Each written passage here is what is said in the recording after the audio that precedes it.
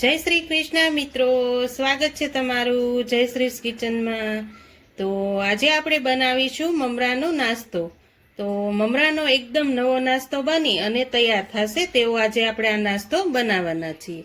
તો નાસ્તો બનાવવા માટે અહીંયા મેં અડધા બાઉલ જેટલા મમરા લઈ લીધા છે। મમરા અહીંયા એકદમ આપણે ક્રિસ્પી હોય તેવા ઉપયોગ કરવાનો છે।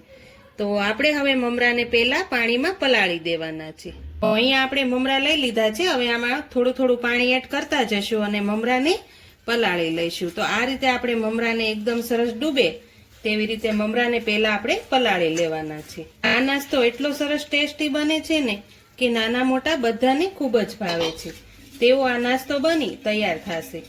તો આ રીતે પાણીમાં એકદમ ડૂબી જાય ત્યાં સુધી આપણે તે મમરાને પલાળી રાખવાના છે। તો અહીંયા આપણા મમરા એકદમ સરસ રીતે પાણીમાં પલળી ગયા છે। હવે તેને આપણે બહાર કાઢી લઈશું। આ રીતે હું એક બાઉલની અંદર બહાર કાઢી લઉં છું।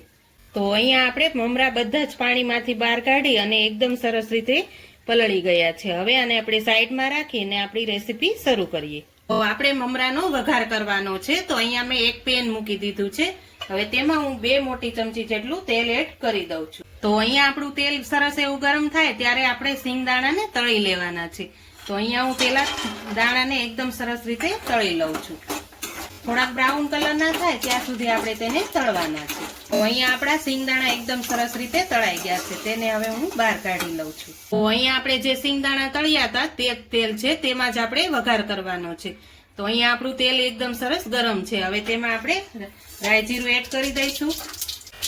તો અહીંયા આપણા રાઈ જીરું એકદમ સરસ રીતે ફૂટી ગયા છે। હવે તેમાં લીમડાના પાન એડ કરીશું અને અડધી ચમચી કરતા પણ ઓછી હિંગ એડ કરીશું। હવે આપણે તેમાં લીલા મરચા એડ કરીશું। તો અહીંયા આપણે લાંબી સાઈઝના રાખ્યા છે તે રીતે કટિંગ કરી આપણે એડ કરવાના છે। હવે તેમાં હું અડધી ચમચી જેટલું છીણેલું આદું એડ કરું છું। તો આ બધા જ વસ્તુને એકદમ સરસ રીતે આપણે મિક્સ કરી લેવાનું છે। અહીંયા આપણું એકદમ સરસ રીતે મસાલો સતળાઈ ગયો છે। હવે તેમાં હું કાંદા એડ કરું છું। તો અહીંયા મેં લાંબી સાઈઝમાં કટિંગ કરીને લીધું છે। આમાં આપણે બધું જ વસ્તુ લાંબી સાઈઝમાં જ કટિંગ કરીને લેવાનું છે જેથી આનો ફ્લેવર ખૂબ સરસ એવો આવશે।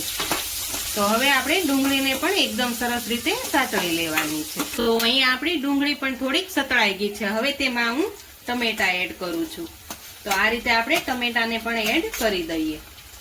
તો તેને પણ એકદમ સરસ રીતે મિક્સ કરી લેવાનું છે। તો અહીંયા આપણા ટમેટા અને ડુંગળી એકદમ સરસ રીતે સતળાઈ જાય તો આપણે તેમાં બધા મસાલા એડ કરી દઈએ। તો અહીંયા અડધી ચમચી જેટલો હળદર પાવડર, 1 ચમચી જેટલું ધાણા જીરું પાવડર, સ્વાદ પ્રમાણે નમક, 1 ચમચી જેટલું લાલ મરચું પાવડર।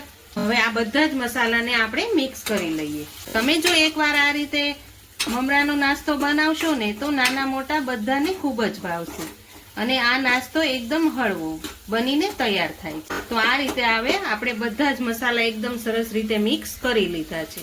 હવે તેને આપણે 2 થી 3 મિનિટ સુધી ચડવા દઈશું। તો અહીંયા આપણા ટમેટા અને ડુંગળી એકદમ સરસ રીતે સતળાઈ ગયું છે। હવે તેમાં આપણે અહીંયા દહીં એડ કરવાનું છે। દહીં મેં અહીંયા લીધું છે તે એકદમ મોળું દહીં છે। આપણે મોળા દહીંનો જ ઉપયોગ કરવાનો છે, ખાટા દહીંનો ઉપયોગ નથી કરવાનો। તો અહીંયા હું 3 ચમચી જેટલું દહીં એડ કરી દઉં છું। તો તેને પણ એકદમ સરસ રીતે મિક્સ કરી લેવાનું છે। તો અહીંયા આપણા બધા જ મસાલા એકદમ સરસ રીતે ચડી ગયા છે અને તેલ પણ છૂટું પડી ગયું છે।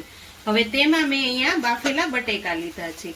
એક મોટી સાઈઝનું બાફીને બટેકું લઈ લીધું છે। આપણે અહીંયા બાફેલા બટેકાનો જ ઉપયોગ કરવાનો છે જેથી આપણા મસાલા એકદમ સરસ રીતે મિક્સ થઈ જાય અને પ્રોપર ચડી જાય।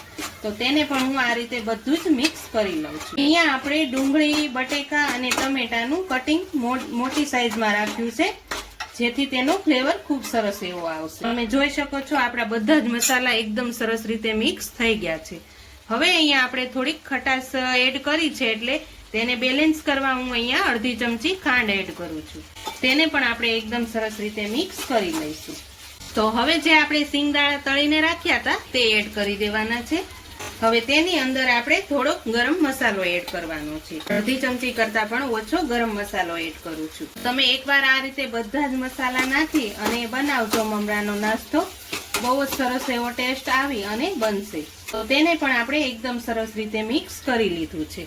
તો અહીંયા આપણા બધા જ મસાલા એકદમ સરસ રીતે ચડી ગયા છે અને તેલ પણ છૂટું પડી ગયું છે। હવે આપણે તેમાં જે મમરા પલાળીને રાખ્યા હતા તે એડ કરવાના છે. તે બધા જ મમરા હું અત્યારે એડ કરી દઉં છું. હવે તેને પણ આપણે એકદમ સરસ રીતે બધું જ મિક્સ કરી લેવાનું છે. તમે જો એકવાર આ રીતે મમરાનો નાસ્તો બનાવી લીધો ને તો ઘરમાં બધા જ વખાણ કરતા નહીં થાકે અને આ નાસ્તો ખાવામાં પણ એકદમ હળવો બનીને તૈયાર થાય છે. તો મમરાને પણ હું એકદમ સરસ રીતે મિક્સ કરી લઉં છું. તો અહીંયા આપણો મમરાનો નાસ્તો બની અને તૈયાર થઈ ગયો છે. હવે તેની ઉપર આપણે અહીંયા હું અડધા લીંબુનો રસ એડ કરું છું અને ઉપરથી થોડાક લીલા ધાણા એડ કરું છું. હવે તેને પણ આપણે એકદમ સરસ રીતે મિક્સ કરી લઈશું. તો અહીંયા આપણો મમરાનો નવો નાસ્તો બની અને તૈયાર થઈ ગયો છે. હવે તેને હું નીચે ઉતારી અને બાઉલમાં લઈ લઉં છું. તો તૈયાર છે આપણો એકદમ ટેસ્ટી એવો મમરાનો નવો નાસ્તો.